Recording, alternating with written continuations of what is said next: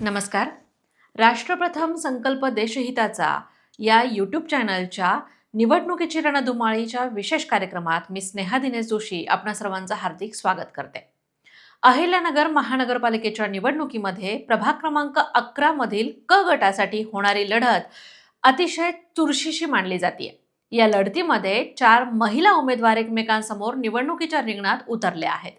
एकनाथ शिंदे यांच्या शिवसेनेकडून धनुष्यबाण या चिन्हावर वैष्णवी सतीश मैड डहाळे, उद्धव बाळासाहेब ठाकरे यांच्या शिवसेनेकडून मशाल या चिन्हावर विमल शिवाजी सुसरे, तर अहिल्यानगर येथील राष्ट्रवादी काँग्रेस पक्ष व भारतीय जनता पक्षाच्या युतीचे अधिकृत उमेदवार आशा किशोर डागवाले या घड्याळ चिन्हावर उमेदवारी करतायत.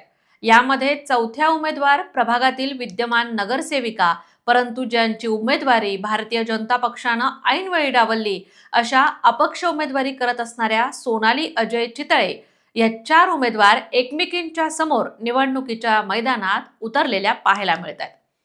प्रत्येक उमेदवारानं निवडणुकीचा प्रचार अतिशय जोरदारपणे सुरू केलेला असून त्यासाठी उमेदवारांच्या गाठीभेटी देखील घेऊन पूर्ण झाल्यात. या सगळ्या प्रचाराच्या यंत्रणेमध्ये एकनाथ शिंदे यांच्या शिवसेनेच्या उमेदवार असणाऱ्या वैष्णवी सतीश मैड डहाळे यांनी आघाडी घेतल्याचं दिसतंय.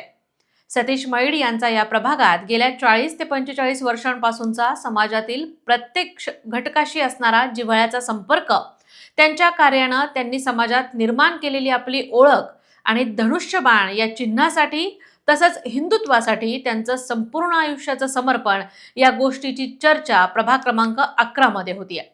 सतीश मैड यांच्या पाठोपाठ त्यांच्या मुलांना देखील म्हणजेच मयूर मैड यांनीही गेल्या अनेक वर्षापासून हिंदुत्वाच्या प्रत्येक गोष्टीमध्ये असणारा त्यांचा सहभाग कार्यशील ठेवलाय. तरुणांबरोबरच ज्येष्ठ व्यक्तींशी त्यांनी साधलेला समतोल यामुळे प्रभाग क्रमांक 11च्या प्रत्येक भागात मैड कुटुंबातल्या उमेदवाराला एक मत देण्यात येईल अशी उत्स्फूर्तपणे जनभावना निर्माण झालेली पाहायला मिळते.